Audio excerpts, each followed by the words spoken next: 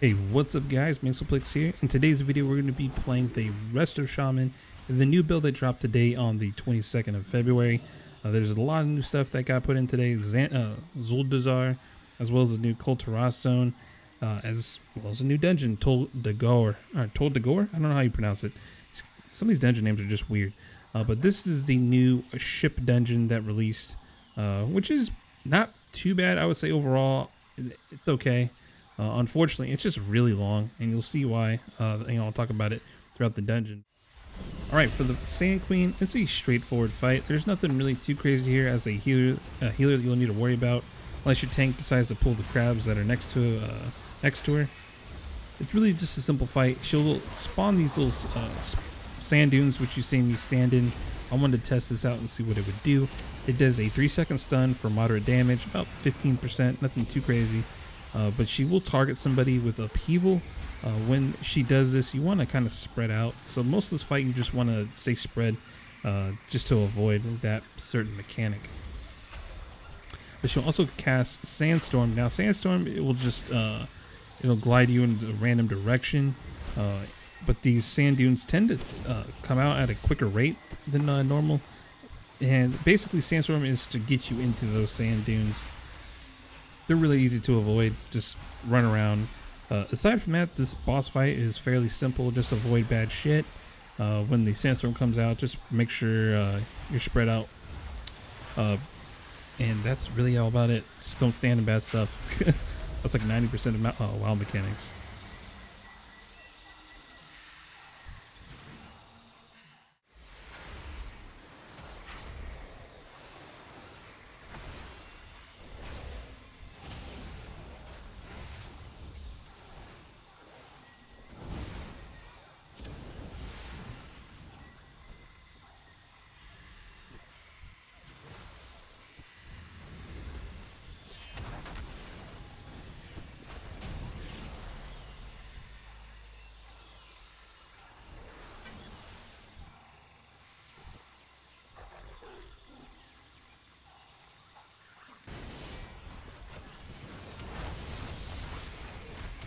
We are on the next boss, Just Howless. Now, the Just Howless is a pretty easy boss.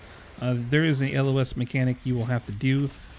When he casts flashing daggers, you simply want to LOS here. There's a lot of places in this dungeon or in this boss room that you can LOS. A lot of these corners are easy to LOS. Once you get him down to about 50%, he'll stun the whole group, and then he'll start unlocking all the prisoners from their cells. Then it gets a little chaotic. One thing I would have liked to have told my tanks at this time is you can pretty much bring these guys with him, as he'll do this on both the left and the right side of the ship. Simply just kite the ads on the other side of the room, following the boss. Unfortunately, our tank actually got stuck in the same room as the prisoners were in. Fortunately, though, the boss ended up porting him to him, so the boss didn't evade, thankfully, during the fear.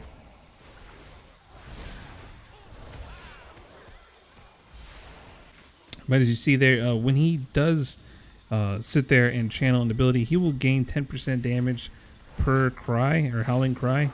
So he can one-shot you easily. As you see what happened to our monk, he just died. He fell over. But you do want to kick the howling fear. Unfortunately, I missed a few of these kicks, and I wasn't able to drop a tremor, unfortunately, which kind of sucks. But simply just kick him, LOS him. It's a straightforward fight. It's just the transition can get a little messy if your tank doesn't decide to bring the ads with him.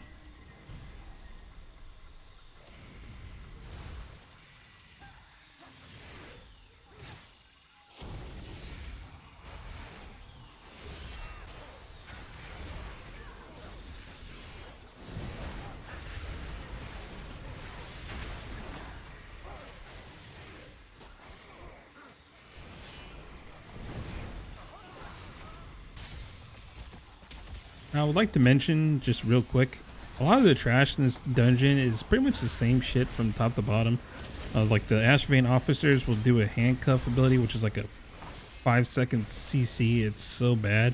Like, it's so strong that the problem with this dungeon is the trash. There's so much of it, and the abilities they do, and there's the ones that have the annoying abilities. There's so many of them that it's overkill. Like in some of these packs that we were trying, like big pulls, there was like 4 or 5 of these mobs that would just CC chain you consistently. And yeah, it's probably not intended, but still, it's pretty overkill, to be honest. So definitely got to say, feedback for this dungeon so far, it's just too much trash.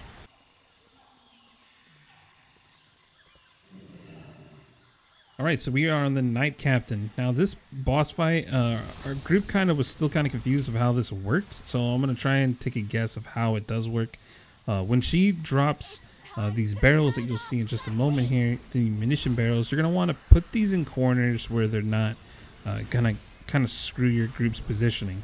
The only reason why I feel like this might be incorrect is because you'll see some of these explosions being like the center, even though there was no barrel there. It's kind of weird. I think a lot of it is, yeah, you can move these, but there's also some that are just going to blow. So there's ones that, that aren't blowing up right now. You can move these around in the corner, but then the ones that are blowing, you just need to get away from them. Now, this is a pretty straightforward fight. She does cast Cinder Flame. This is really easy to avoid. Just get away from it. She activates a bunch of barrels, and she'll also do a frontal cone, which is super strong. So it's really just on your tank on how they position the boss. Again, straightforward fight. Just get out of stuff. It'd probably be good to have at least one of your DPS doing barrels off and on. But really, for us, as you see here, we were just outrunning everything and didn't have really any issue. And the barrels that were kind of in the way, you could move, but I think it's just personally right now easier to kill the boss. But from a healer standpoint, this is not really a hard fight to heal.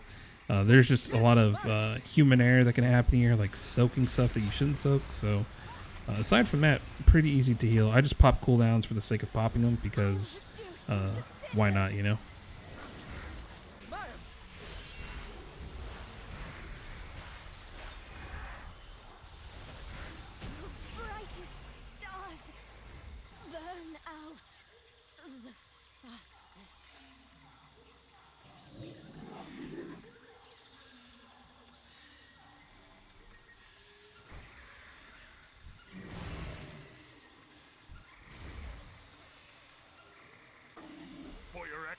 Alright, so we are on the final boss, Overseer Corgus. Now he'll do a few abilities. One you'll see here is called Explosive Burst. It'll target you with a crosshair above your head and a little thing on the ground.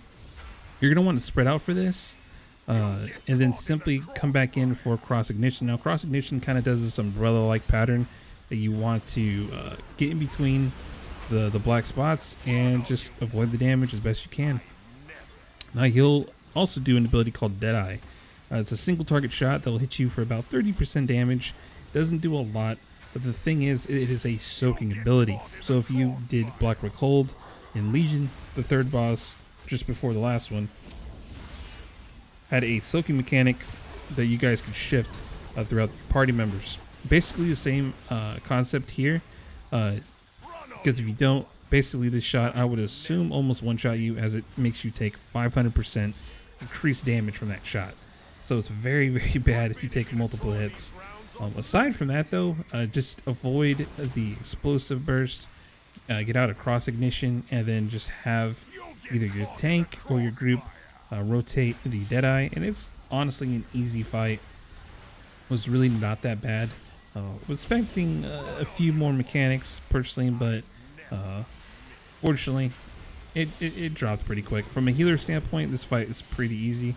Luckily we didn't have anybody take 2 hits of the Deadeye back to back, which is great. But other than that, pretty easy fight.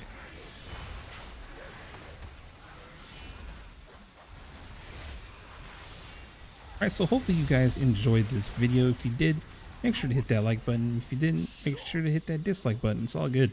With the new build that deployed on the 22nd today, there's a lot of new content we're going to put in. There's a lot of new talents we can show off, a lot of new discussions that I plan on putting in video format. So if you guys want to see more of that content, please subscribe. Again, we did get demonetized, unfortunately, due to YouTube's new, standards. So if you guys want to help us out, make sure to hit that subscribe button. It definitely helps out quite a bit.